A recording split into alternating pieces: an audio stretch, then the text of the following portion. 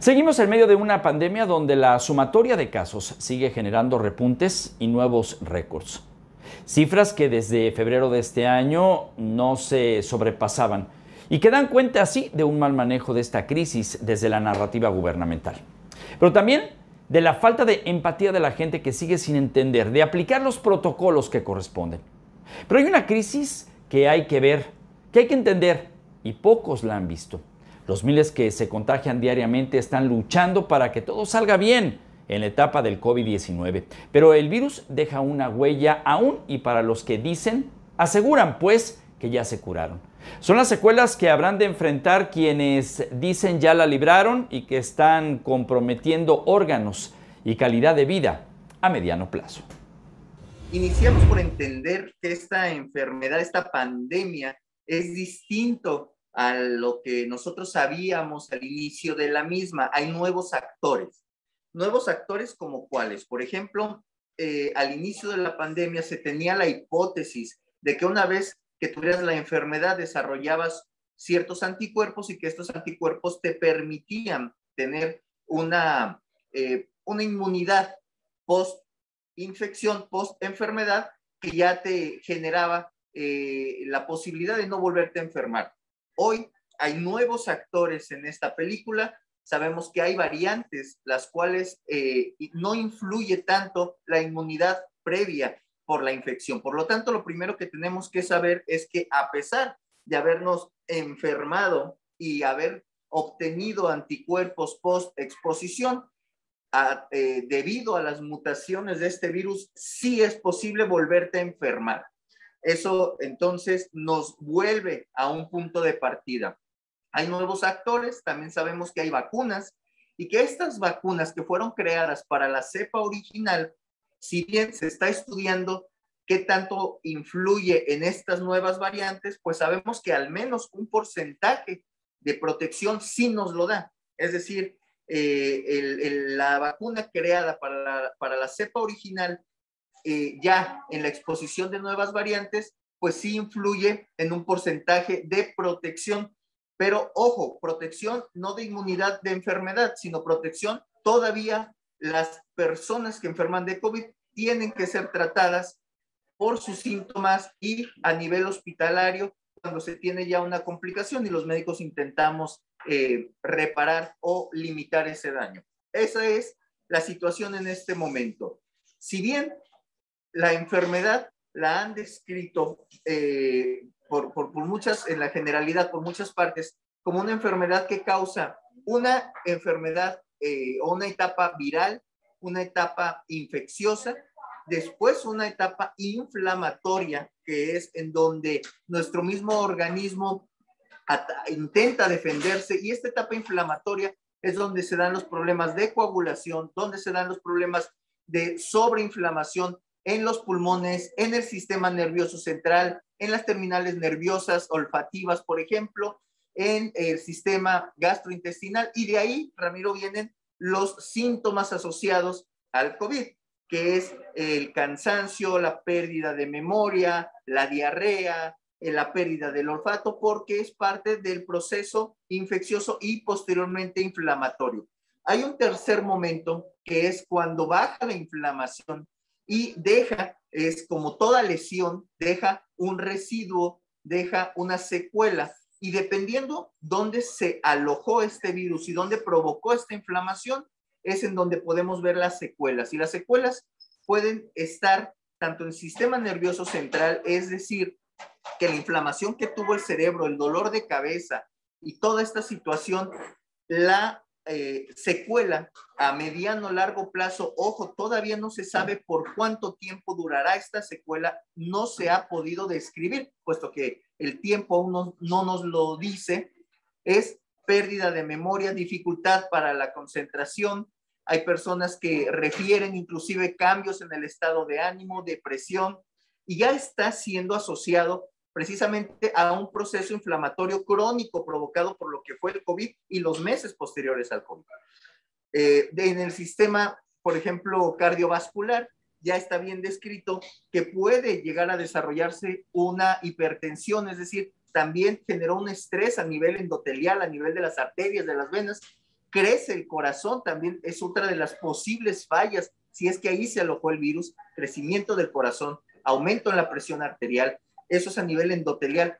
A nivel, por ejemplo, gastrointestinal, sabemos que han tenido personas diarrea por esta misma inflamación en el sistema gastrointestinal. Lo posterior, pues bueno, es personas que refieren distensión, que refieren una menor capacidad gástrica, pérdida de cabello, por ejemplo, también por el tema de la inflamación y de lo que a nivel de los microvasos que se encuentran en el cuero cabelludo, hay pérdida del cabello. Es decir, todas estas secuelas, aunadas a una de las principales, que es la pulmonar, que es en donde más se aloja este virus, en los pulmones se genera una inflamación tal que esta inflamación, cuando se va resolviendo, deja una cicatriz. Esta cicatriz, ¿sale? También denominada fibrosis. Esta fibrosis, vemos como en lo posterior, en las semanas y meses posteriores, a pesar de rehabilitación, la gente queda con disnea de pequeños esfuerzos. Esto significa que se cansa muy rápido, que le cuesta trabajo volver a retomar el aliento después de una actividad que anterior al COVID no le causaba un problema. Vemos que disminuye esta capacidad pulmonar, que con rehabilitación y en algunos casos con medicamento, pues empiezas a recuperar cierto porcentaje. Pero definitivamente, tanto las secuelas mentales, psicológicas, físicas, a nivel pulmonar, a nivel cardiológico, a nivel gastrointestinal, etcétera. No sabemos, número uno, cuánto tiempo puedan durar estas secuelas. Dos, es muy importante la rehabilitación y el chequeo médico post-COVID. Y número tres, hay que entender muy bien que si lo que nosotros buscamos es no tener de por vida estas secuelas, pues hay que entender que a pesar de estos nuevos elementos en la pandemia sigue y, de acuerdo a la Organización Mundial de la Salud, seguirá por más tiempo. En este momento, no solo la seguridad que dicen algunos de haberla librado lleva consigo conocer que este padecimiento, el del COVID-19, es sumamente costoso. Máxime si no se cuenta con un seguro de gastos médicos mayores que tampoco garantizan una cama de hospital. El paracetamol, por simpleza, no lo es todo para el combate de este virus mortal.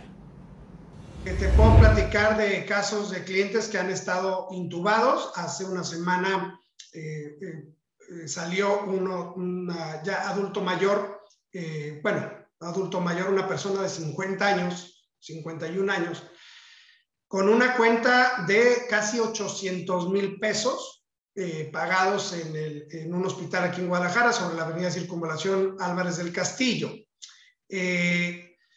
Los muchachos o los pequeños que están en este momento hospitalizados, si bien no están intubados, sí están a un paso de llegarlo, porque corren un riesgo muy alto por la cepa Delta, que es un poquito más agresiva, y sobre todo por la condición física que tienen, es decir, tienen pues unos pulmones más pequeños, tienen unas defensas menos fuertes que las que pudiera tener un adulto, y sí están yendo al hospital, y sí hay niños que están intubados.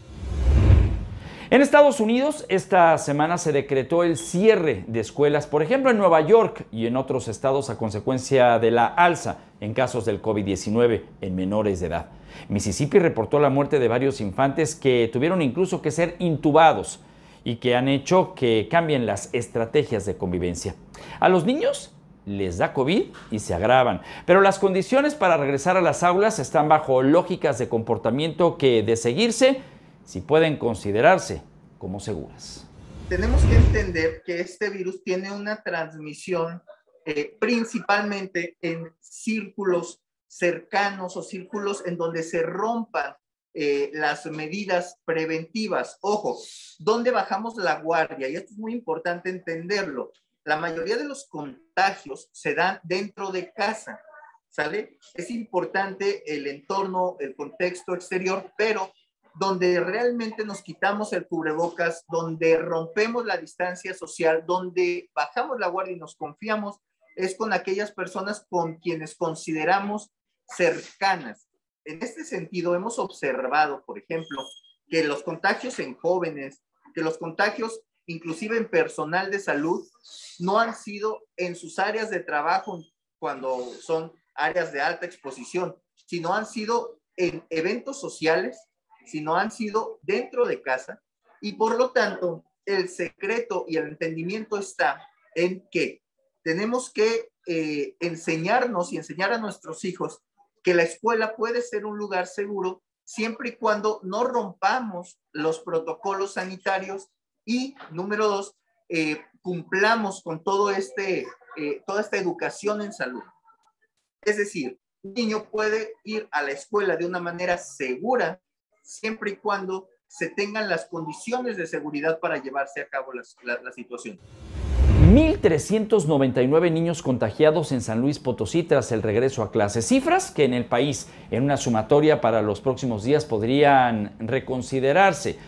O lo que siempre hemos dicho, no es el momento de regresar a las presenciales, según los modelos científicos.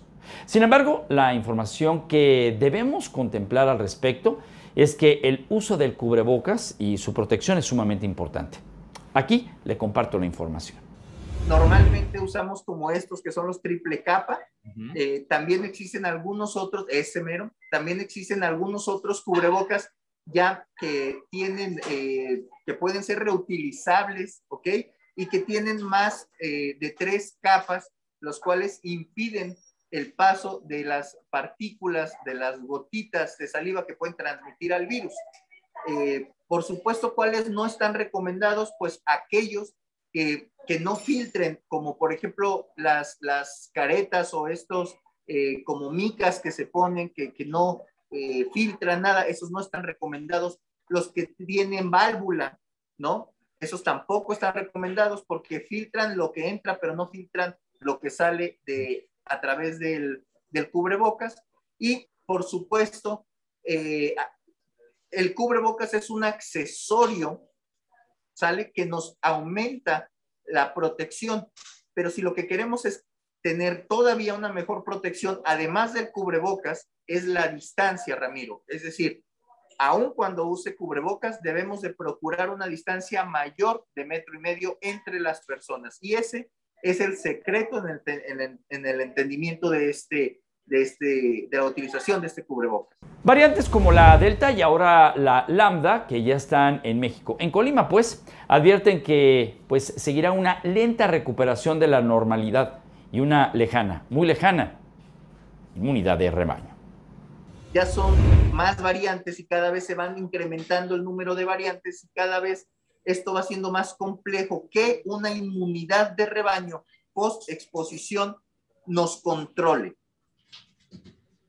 No es desalentador, ¿no? El comentario, pero sí hay que ser realistas.